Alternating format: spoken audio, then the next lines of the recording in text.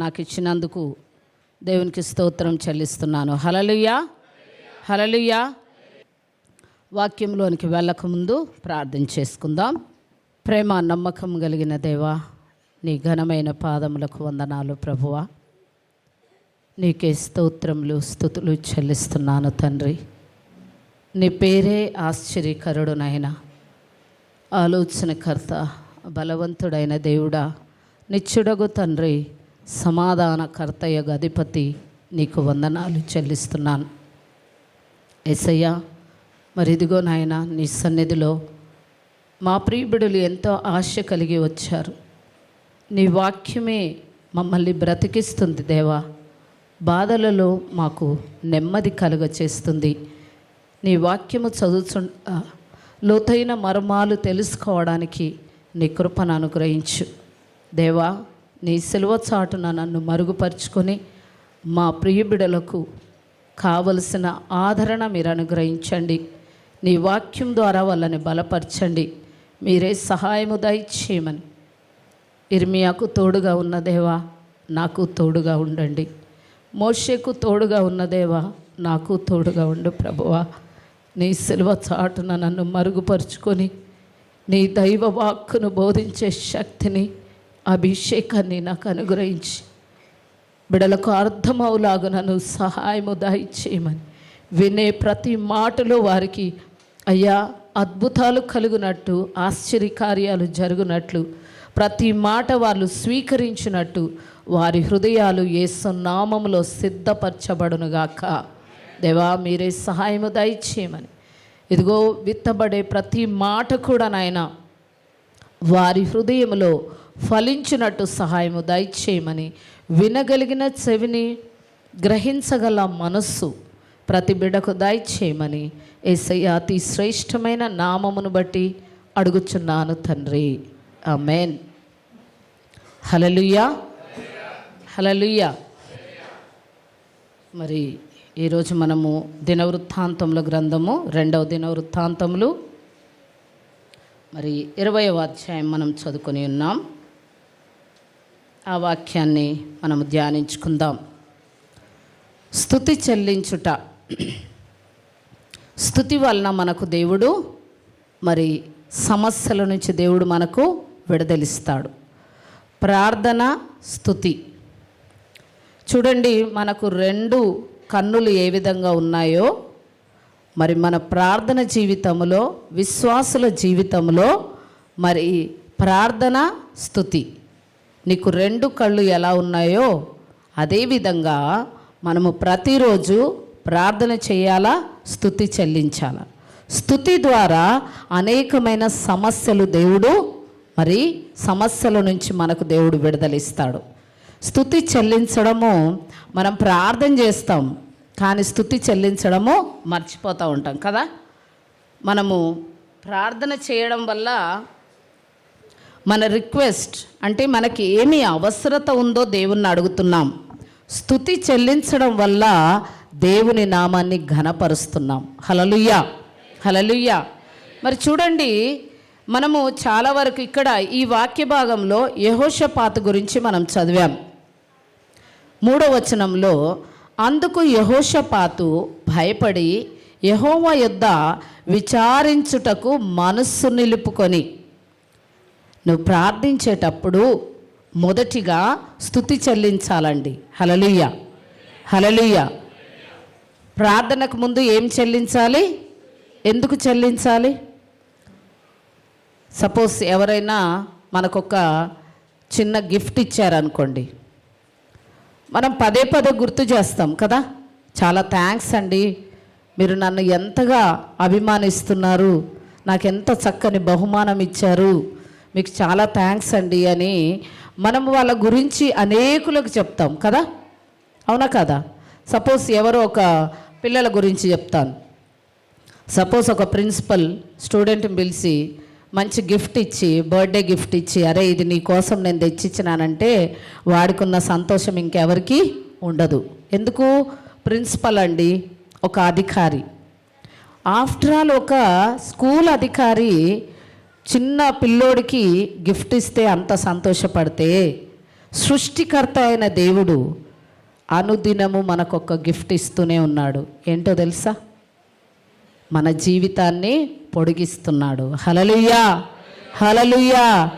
ఎవరు ఇవ్వనటువంటి గిఫ్ట్ అండి, ఎవరు పొడిగించినటువంటిది, ఎవరు మన జీవితంలో మనకు దయచేయనటువంటి ఈ గిఫ్ట్ ఎవరు ఇవ్వలేంది కదా.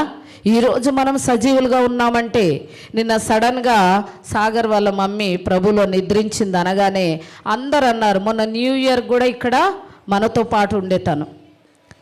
మరి చూడండి, సడన్ వార్త, అసలు మాకు కూడా తెలియలేదు, సడన్గా నైట్ చెప్పారు. చూడండి, అది దేవుడిచ్చిన, ఈరోజు మనం సజీవులుగా ఉన్నామంటే దేవుడిచ్చిన బహుమానమా కాదా?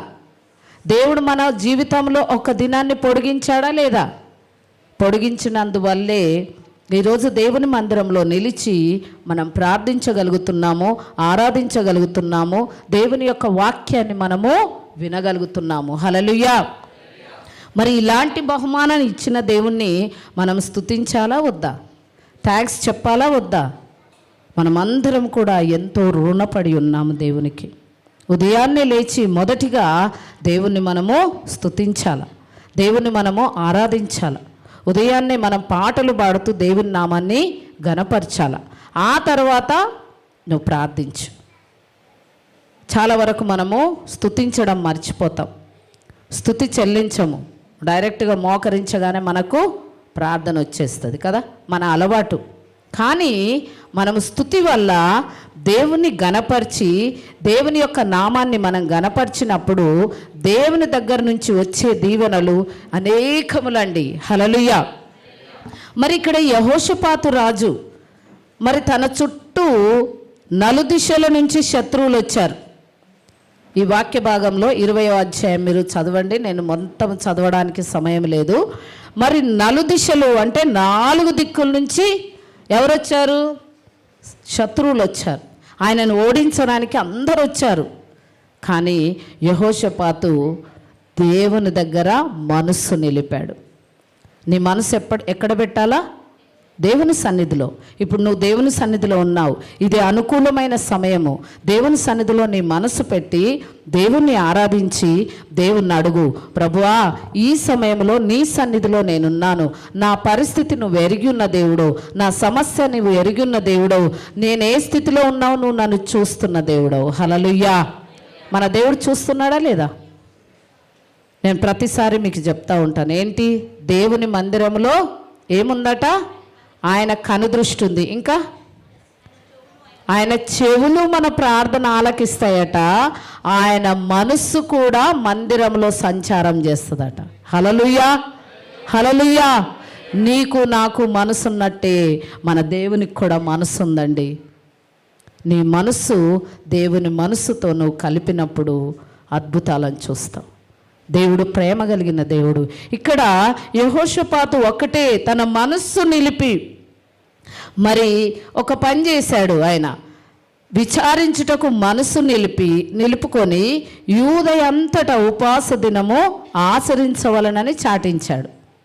మొదటి స్టెప్పు, శత్రువులను జయించాలంటే, సమస్యలను జయించాలంటే, మరి నీకున్న ఇబ్బందుల నుంచి విడుదల పొందాలంటే నీ మనస్సు దేవుని వైపు త్రిప్పుకోవాలి.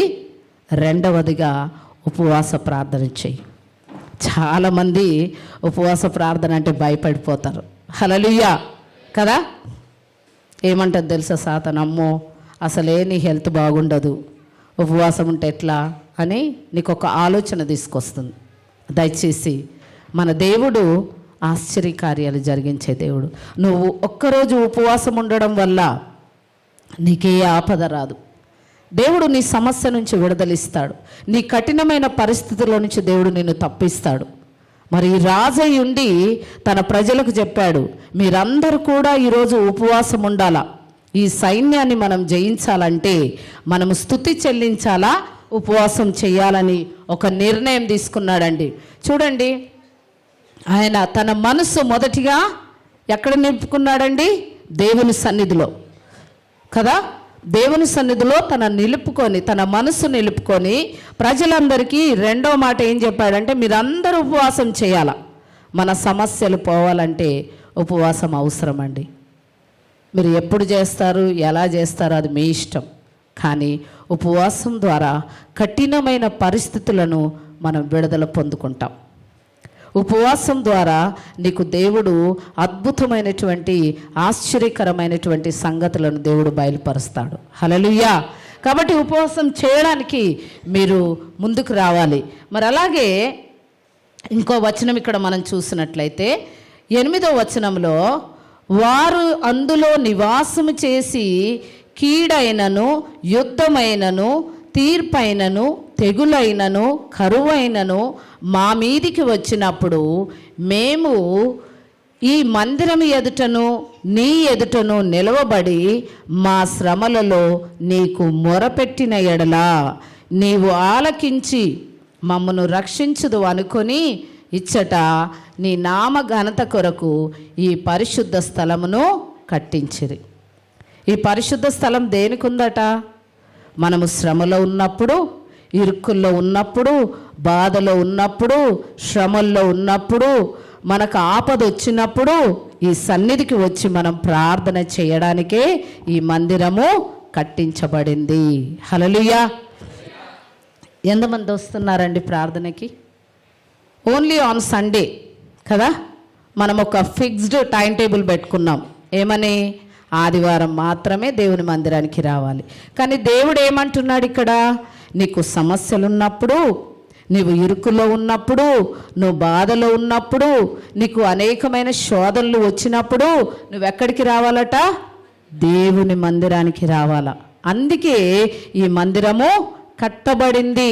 హల్లెలూయా. దేనికోసమండి? ప్రార్థించడానికి, నీ సమస్యలకు సమాధానం పొందుకోవడానికి. నువ్వు అనొచ్చు, అమ్మా మేము ఇంట్లో ప్రేయర్ చేసుకుంటున్నాం, చేసుకోవాలి. కానీ దేవుని కనుదృష్టి, ఆయన మనస్సు, ఆయన చెవులు ఈ మందిరం మీద ఉంది కాబట్టి నువ్వు ప్రార్థించినప్పుడు నీకు సమాధానము ఇస్తానంటున్నాడు. హల్లెలూయా. మరి ఇక్కడ ఇంకో వచనం చూద్దాం. మరి అలాగే కీడైనా ఏదైనా సరే, నీకు ఏది సంభవించినా నువ్వు మందిరానికి వచ్చి ప్రార్థన చేస్తే దేవుడు నీ ప్రార్థన ఆలకించి నీకు సహాయం చేస్తానంటున్నాడు. మరి అలాగే ఒకసారి యోబు గ్రంథము 5వ అధ్యాయము, దయచేసి యోబు గ్రంథము 5వ అధ్యాయం తీయండి. 17 నుంచి కొన్ని వచనాలు చదువుకుందాం. యోబు గ్రంథము 5వ అధ్యాయము. చూడండి, శ్రమలు వచ్చినప్పుడు మనం అనేక మార్లు బాధపడతాము. అయ్యో ఈ శ్రమలు ఎందుకు వచ్చినాయి అని అనుకుంటాం. చూడండి, దేవుని సన్నిధిలో మనము శ్రమలో ఉన్నప్పుడు దేవుడు మనకేమి సెలవిస్తున్నాడో చూద్దాం. 17వ వచనంలో, హల్లెలూయా, దేవుడు గద్దించు మనుష్యుడు ధన్యుడు. దేవుడు గద్దించుట అంటే కొన్నిసార్లు మనకు శ్రమలు వస్తాయి, మనకు బాధలు వస్తాయి. ఆ బాధలు ఏంటట? మనల్ని సరి చేయడానికి. హల్లెలూయా. నీవు సరియైన మార్గంలో నడవనప్పుడు కొన్ని శ్రమలు మనకు వస్తాయి కదా.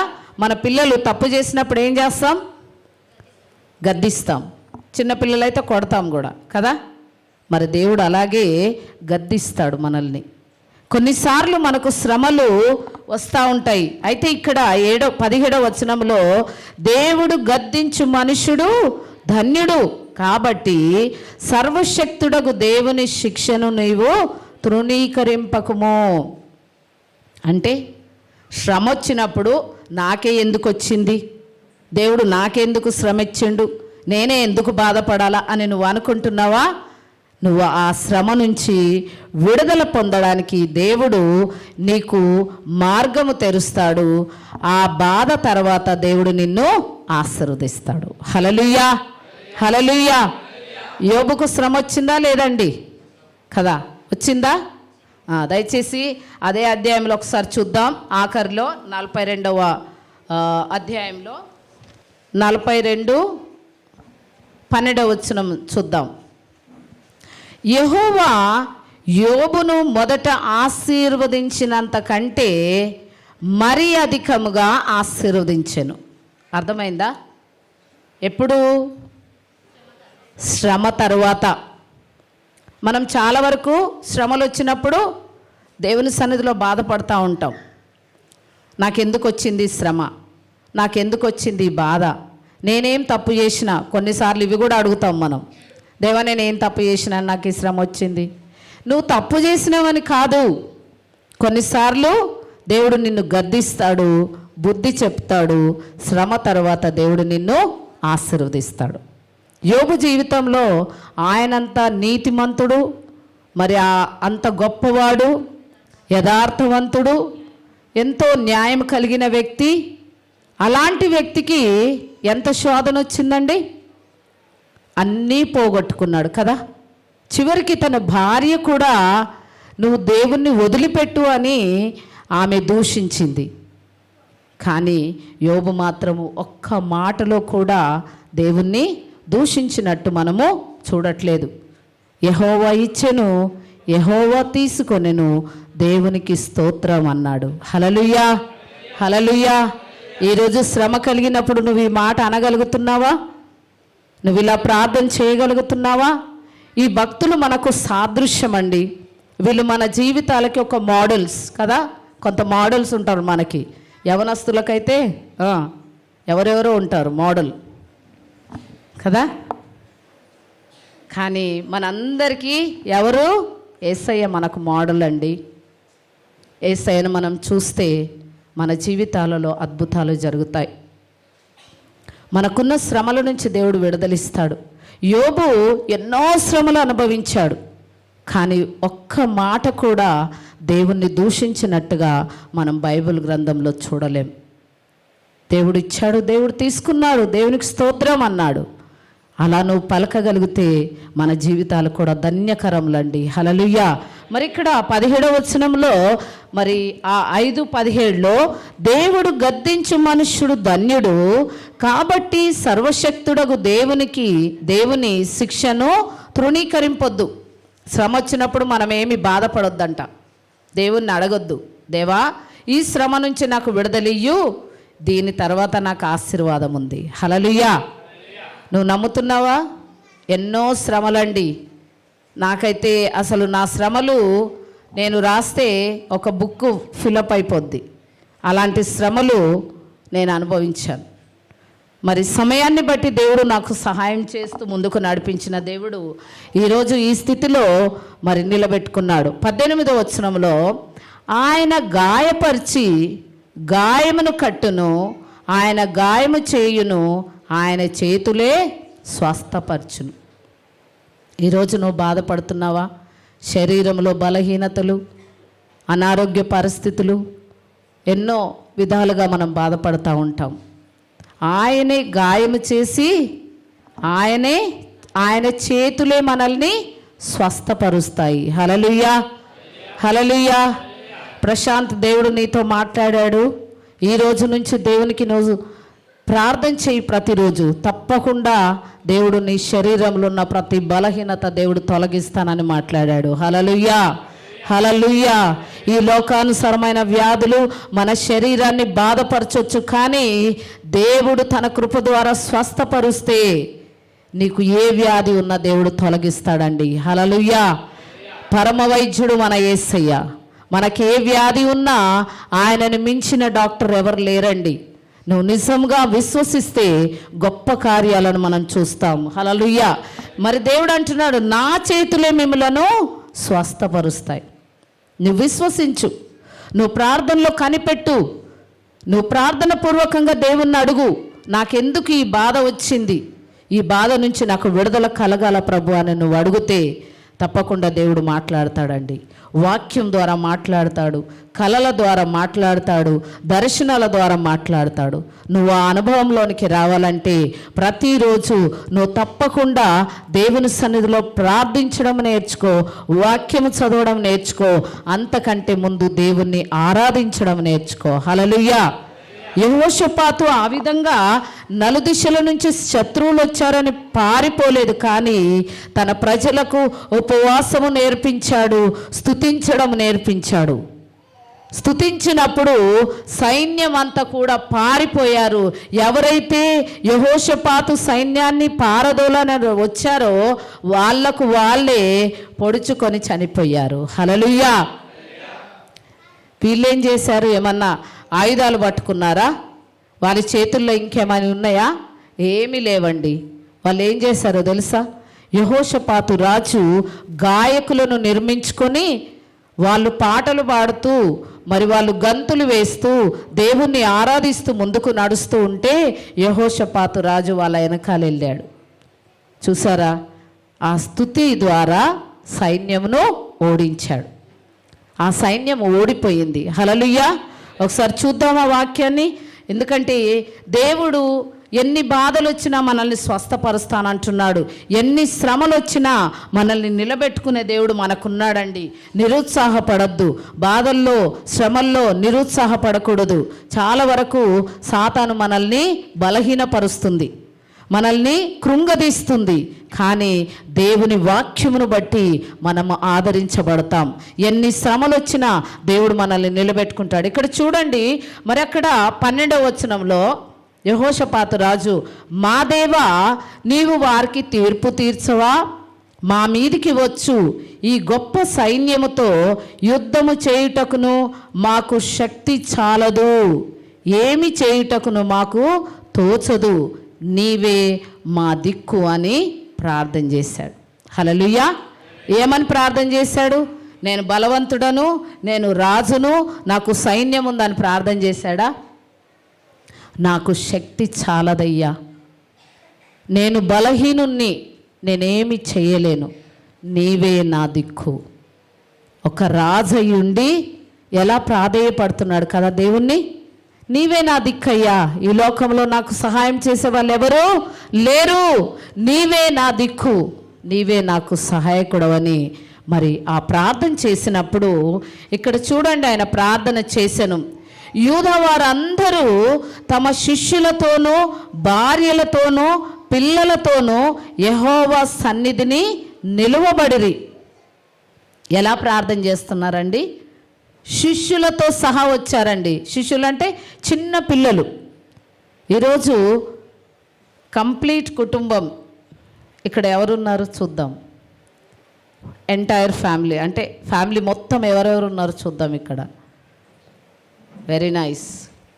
సుభాష్ కుటుంబం ఉంది, స్వామి కుటుంబం ఉంది, దేవునికి స్తోత్రం. లక్ష్మి కుటుంబం ఉంది, దేవునికి స్తోత్రం. ఇంకా హల్లెలూయా. చూసారా? దేవుని సన్నిధిలో అందరూ కనబడాలి దేవునికి.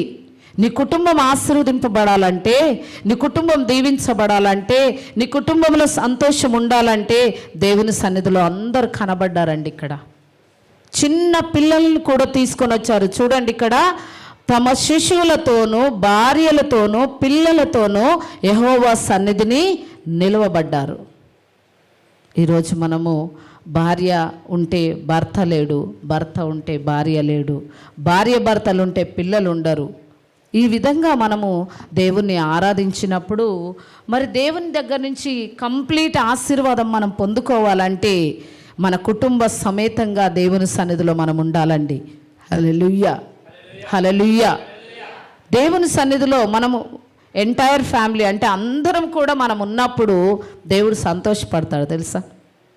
ఎందుకు? మనం దేవునికి కావాలా.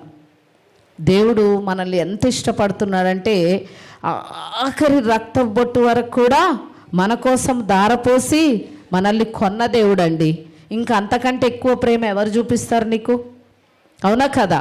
నువ్వు లోకంలో నశించిపోతున్నావని తనను తాను సమర్పించుకొని నిన్ను నన్ను కొన్నాడేసయ్య. మరి నీ కుటుంబం కావాలా? దేవునికి ఒకే ఆశ, ప్రతి కుటుంబం నా సన్నిధిలో కనబడాల. ఏ ఒక్క ఆత్మ నశించుట నా చిత్తము కాదు అంటాడు. హల్లెలూయా. ప్రతి ఒక్కరు కూడా రక్షణలోనికి వచ్చి దేవుణ్ణి ఆరాధించే వాళ్ళు కావాలని దేవుడు కోరుకుంటున్నాడు. యెహోషాపాతు రాజు చెప్పిన వెంబడే చిన్న పిల్లలు, నడి వయస్కులు, వృద్ధులు అందరూ కూడా ఇక్కడ 13వ వచనంలో మనం చదువుతున్నాం, అందరూ కూడా దేవుణ్ణి ఆరాధిస్తున్నారు. మరి ఇక్కడ ఇంకో వచనం మనం చూద్దాం. మరి వీళ్ళందరూ కూడా ప్రార్థించినప్పుడు, మనస్సు నిలిపి ప్రార్థించినప్పుడు అక్కడ ఒక అద్భుతం జరిగిందండి. 14వ వచనం, అప్పుడు మతన్యకు పుట్టిన యెహీయేలు కుమారుడైన బెనాయాకు జననమైన జకర్య కుమారుడును ఆసాపు సంతతి వాడును లేవీయుడునగు యహాజీయేలు సమాజంలో ఉండను. యెహోవా ఆత్మ అతని మీదికి రాగా అతడు ఇలాగూ ప్రకటించెను. హల్లెలూయా. ప్రజలందరూ నిలబడి, ప్రతి కుటుంబము దేవుని సన్నిధిలో నిలబడి ప్రార్థించినప్పుడు యెహోవా ఆత్మ దిగి వచ్చింది. హల్లెలూయా కదా. మనమందరము మన మనస్సు నిలిపి దేవుణ్ణి ఆరాధించినప్పుడు మరి ఎంతమంది ఆరాధించగలుగుతున్నారో మీకే తెలుసండి. దేవుని సన్నిధిలో సంపూర్ణమైన సంతోషం. అసలు ఆరాధిస్తుంటే ఇంకా ఆరాధించాలని అనిపిస్తుంది. ఎంత సమయమైనా మరి దేవుణ్ణి ఆరాధించగలిగితే మనం ఇంకా మెండైన దీవెనలు పొందుకుంటాం. అప్పుడు వాళ్ళందరూ ఆరాధించినప్పుడు యెహోవా ఆత్మ దిగి వచ్చిందండి. ఆ ఆత్మ ద్వారా మరి జరగబోయే పరిస్థితులు అక్కడ ప్రవచింపబడ్డాయి. హల్లెలూయా. ఎలాగా? అందరూ కలిసి ప్రార్థించారా? కొందరు ప్రార్థించారు. ఆ రాజ్యం అంతా కూడా కదా, ఈరోజు మన కుటుంబం అంతా కూడా దేవుని సన్నిధికి రావాలా? అందరం రావాలండి. మనం అందరం వస్తే దేవుని ఆశీర్వాదం మన అందరిపైకి వస్తుంది కదా. ఇప్పుడు కుటుంబంలో 4 ఉన్నారు, కొంతమంది 3 ఉన్నారు. మరి మనం 3 ఆశీర్వాదం పొందుకుంటే మిగతా వాళ్ళు మైనసే కదా కదా. కుటుంబం అంతా కూడా రావాలి. మరి ఇప్పుడు వీళ్ళందరూ ప్రార్థించడం వల్ల మరి ఆత్మ అతని మీదకి దిగిరాగా అతడు ఇలాగూ ప్రకటించెను. ఏ ప్రకటన చేశాడు చూడండి. యూదావారులారా, యెరూషలేము కాపురస్తులారా, యెహోషాపాతు రాజా, మీరందరూ ఆలకించండి. యెహోవా సెలవిచ్చినదేమనగా, ఈ గొప్ప సైన్యమునకు మీరు భయపడకుడి, జడియకుడి. ఈ యుద్ధము మీరు కాదు, దేవుడే జరిగించును. హల్లెలూయా, హల్లెలూయా. ఈరోజు మన జీవితాలలో ఏ యుద్ధం చేస్తున్నాం కదా. కొందరికి కొన్ని యుద్ధాలు ఉన్నాయి, కొందరికి కొన్ని సమస్యలు ఉన్నాయి, కొందరికి కొన్ని వేదనలు ఉన్నాయి, కొందరికి కొన్ని బాధలు ఉన్నాయి. ఈ యుద్ధం ఎవరు చేస్తారట? మరి దేవునికి అప్పచెప్పు. దేవుడే నీ సమస్య నుంచి విడుదలిస్తాడు. దేవుడే నీ అనారోగ్య పరిస్థితి నుంచి విడుదలిస్తాడు. దేవుడే నీ పరిస్థితికి పరిష్కారం చూపిస్తాడు. దేవుడే నీ అప్పులను తీరుస్తాడు. దేవుడే నీ అనారోగ్య పరిస్థితి నుంచి దేవుడు పరిశుద్ధమైనటువంటి తన హస్తముల ద్వారా నిన్ను ముట్టి స్వస్థత ఇస్తాడు. హల్లెలూయా. పరిశుద్ధాత్మ దేవుడు ఎప్పుడైతే దిగి వచ్చాడో అక్కడ ఉన్నటువంటి వారందరూ కూడా మరి ఆయన ప్రవచిస్తున్నాడు అనమాట. ఈ యుద్ధం మీరు కాదు చేసేది, మీ పక్షమున దేవుడే చేస్తాడు. మీరు భయపడని అవసరము లేదు. ఈరోజు నువ్వు దేని గురించి భయపడుతున్నావు? ఏ పరిస్థితిని బట్టి నువ్వు భయపడుతున్నావు? ఈరోజు దేవుడు మనతో మాట్లాడుతున్నాడు. నువ్వు భయపడని అవసరం లేదు. దేవుడు ఆయనే కార్యం జరిగిస్తాడు. ఆయనే మన పక్షమున నుండి యుద్ధం చేస్తాడు. ఆయనే నీ పరిష్కారమునకు, నీకున్న సమస్యకు పరిష్కారం చూపిస్తాడు. నీవు భయపడుతున్నావా? బాధపడుతున్నావా? ఈ శ్రమలు ఎంతకాలము, ఈ బాధలు ఎంతకాలము, ఎంతకాలం నేను ఈ సమస్యలతో సతమతం అవ్వాలని నువ్వు అనుకుంటున్నావా? దేవుడు ఈరోజు సమాధానం ఇస్తున్నాడు. బిడ్డ, నువ్వు నీ కుటుంబ సమేతంగా నువ్వు ప్రార్థించినప్పుడు దేవుని ఆత్మ నిన్ను నింపుతుంది. దేవుడు నీతో మాట్లాడతాడు. నీ సమస్య నుంచి విడుదలిస్తాడు. నీ పరిస్థితులకు పరిష్కారం చూపిస్తాడు. హల్లెలూయా. కాబట్టి మరి ఇక్కడ ఇంకో విషయము, మరి 21వ వచనం మనం ఈరోజు ఏది నేర్చుకుంటున్నామండి? స్తుతి, ప్రార్థించడం. స్తుతించడము, ప్రార్థించడం. మనం స్తుతి చెల్లించి ప్రార్థించడం వల్ల ఏ అద్భుతాలు జరిగినాయో మనము ఈరోజు నేర్చుకుంటున్నాం.